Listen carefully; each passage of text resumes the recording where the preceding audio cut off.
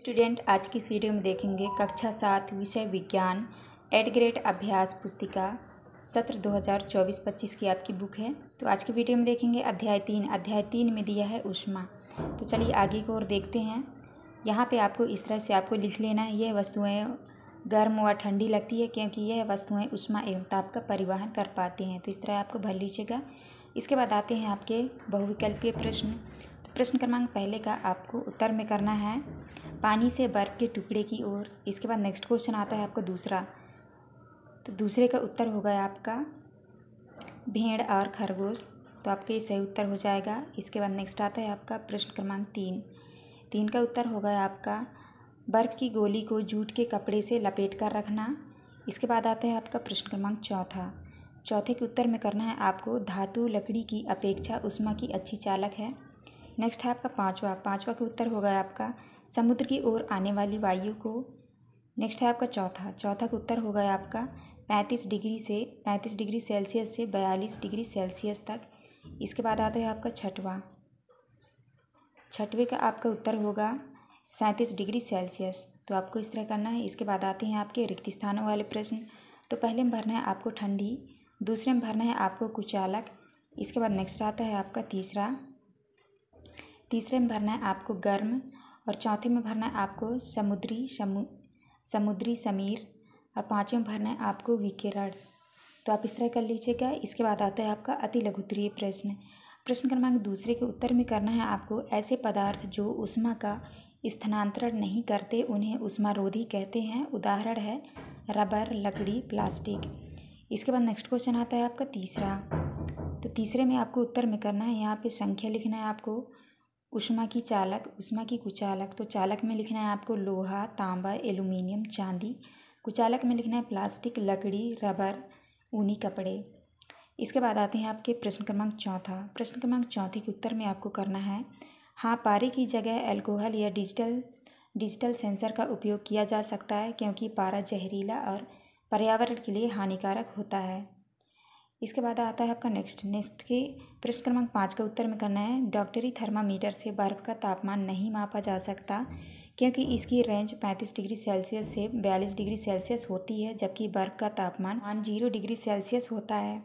इसके बाद आता है आपका प्रश्न क्रमांक 6 के उत्तर में करना है आपको सर्दियों में ऊनी वस्त्र की जगह टेरिकॉट पहनने पर ठंडी अधिक लगेगी क्योंकि टेरिकॉट गर्मी को अच्छी तरह से नहीं रोकता है। इसके बाद आता है आपका लघुत्तरीय प्रश्न क्रमांक 7 के उत्तर में आपको करना है जब कागज़ के प्याले में पानी गर्म किया जाता है तो ऊष्मा चालन द्वारा पानी में चली जाती है, जिससे कागज़ का तापमान ज्वलन ताप तक नहीं पहुंचता और कागज़ नहीं जलता। इसके बाद आता है आपका प्रश्न क्रमांक 8। तो आपको प्रश्न क्रमांक 8 के उत्तर में करना है काले रंग का कपड़ा जल्दी सूख जाएगा क्योंकि गहरे रंग के वस्त्र अधिक ऊष्मा अवशोषित करते हैं, जबकि हल्के रंग के कपड़े जैसे कि सफ़ेद ऊष्मा का कम अवशोषण करते हैं, उसे परावर्तित कर देते हैं। इसके बाद नेक्स्ट क्वेश्चन आता है आपका प्रश्न क्रमांक 9 के उत्तर में करना है गर्म दूध का ताप मापने के लिए डॉक्टर थर्मामीटर का उपयोग नहीं किया जा सकता क्योंकि यह केवल 35 डिग्री सेल्सियस से 42 डिग्री सेल्सियस तक का तापमान मापता है, जो शरीर के तापमान के लिए उपयुक्त है। गर्म दूध का तापमान इससे अधिक हो सकता है और थर्मामीटर में पारा फट सकता है। तो आपको इस तरह करना है। इसके बाद नेक्स्ट क्वेश्चन आता है आपका प्रश्न क्रमांक 10। तो 10वें के उत्तर में करना है आपको जब बर्तन को ज्वाला पर रखते हैं तो वह गर्म हो जाता है क्योंकि ऊष्मा ज्वाला से बर्तन में स्थानांतरित हो जाती है। लकड़ी का हैंडल ऊष्मा का कुचालक होने के कारण गर्म नहीं होता, इसीलिए हमें हैंडल पकड़ने पर गर्म नहीं लगता है। हैंडल हटाने पर बर्तन पकड़ने पर गर्म लगता है।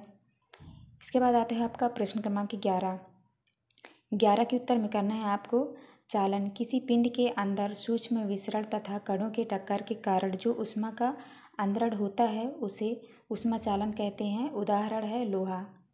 दूसरा है संवहन में लिखना है अधिक गर्म पिंड से किसी अधिक ठंडे पिंड में ऊष्मा के पारगमन को ऊष्मा का संवहन कहते हैं। इसके बाद नेक्स्ट क्वेश्चन आता है आपका दीर्घ उत्तरीय प्रश्न क्रमांक 12 के उत्तर में आपको करना है एक के ऊपर एक जुड़े 2 पतले कंबलों का चुनाव करेंगे क्योंकि इन दोनों कंबलों के बीच में वायु की एक परत भी विद्यमान है।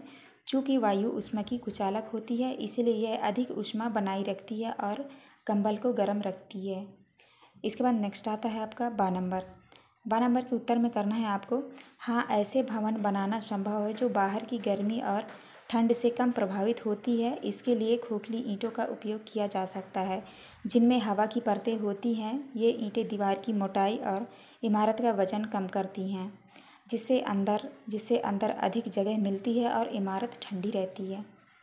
इसके बाद नेक्स्ट क्वेश्चन आता है आपका प्रश्न क्रमांक 13।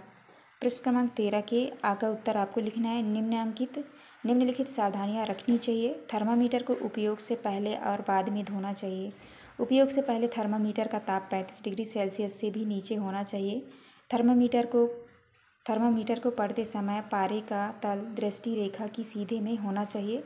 थर्मामीटर उपयोग के लिए बल्ब नहीं पकड़ना चाहिए। इसके बाद नेक्स्ट आता है आपका 12 नंबर। तो 12 नंबर के उत्तर में करना है आपको, डॉक्टरी थर्मामीटर में एक लंबी कांच की नली होती है जिसमें पारा भरा बल्ब होता है। नली में पारे की पतली धारी दिखती है। यह थर्मामीटर 35 डिग्री सेल्सियस से 42 डिग्री सेल्सियस तक के ताप मापता है। तो देख लीजिए इस तरह से यहाँ पे थर्मामीटर बना है, तो आपको इस तरह से चित्र भी बना लेना है। इसके बाद नेक्स्ट क्वेश्चन आता है आपका प्रश्न क्रमांक 14। तो प्रश्न क्रमांक 14 के उत्तर में करना है आपको, समुद्र समीर की ओर से स्थल भाग की ओर चलने वाली वायु समुद्र समीर कहलाती है। दूसरा है थल समीर, स्थल भाग से समुद्र की ओर चलने वाली वायु थल समीर कहलाती है। तो आपको इस तरह करना है और इस तरह से आपको चित्र बना लेना है। तो आप यहाँ से देख के कर लीजिएगा, थल समीर और स्थल समीर की इस तरह से आपको चित्र भी बना लेना है। इसके बाद नेक्स्ट आता है आपका प्रश्न क्रमांक 15। 15 में है डॉक्टरी थर्मामीटर एवं प्रयोगशाला थर्मामीटर में अंतर लिखिए। तो आपको इस तरह से जो है आपको प्रयोगशाला थर्मामीटर और डॉक्टरी थर्मामीटर में आपको अंतर लिख लेना है। तो आप यहाँ से देख के लिख लीजिएगा। इसके बाद नेक्स्ट क्वेश्चन आता है आपका प्रोजेक्ट 1। प्रोजेक्ट 1 में देखिए यहाँ पे लिखना है आपको अपने सहपाठी का नाम, डिजिटल थर्मामीटर पर तापमान। तो आप इस तरह से कर लीजिएगा। तो आप अच्छे से देख लीजिए। इसके बाद नेक्स्ट क्वेश्चन आता है आपका प्रोजेक्ट 2। प्रोजेक्ट 2 के का उत्तर में आपको करना है, स्वच्छता संक्रमण से बचाने के लिए सही माप में त्रुटि कम करने के लिए प्रारंभिक तापमान स्थिर करना सटीक परिणाम के लिए। इसके बाद नेक्स्ट क्वेश्चन आता है आपका खा नंबर में लिखा है, तापमापी को जीभ के नीचे क्यों रखते हैं। तो आपको खा का उत्तर यहाँ से देख के आपको कर लेना है। इसके बाद नेक्स्ट आता है आपका गा नंबर में है। तो गा नंबर के उत्तर में करना है आपको, हाँ शरीर के कंधे के नीचे भी रखते हैं। इसके बाद घा नंबर के उत्तर में करना है आपको, शरीर के विभिन्न भागों का ताप भिन्न अलग अलग होता है। तो आपको इस तरह से करना है। ये था आपका लास्ट क्वेश्चन। यहाँ पे हमारी वीडियो कंप्लीट होती है। वीडियो अच्छी लगी हो तो प्लीज़ हमारे चैनल को लाइक एंड सब्सक्राइब करिएगा। मिलते हैं अब नेक्स्ट वीडियो में।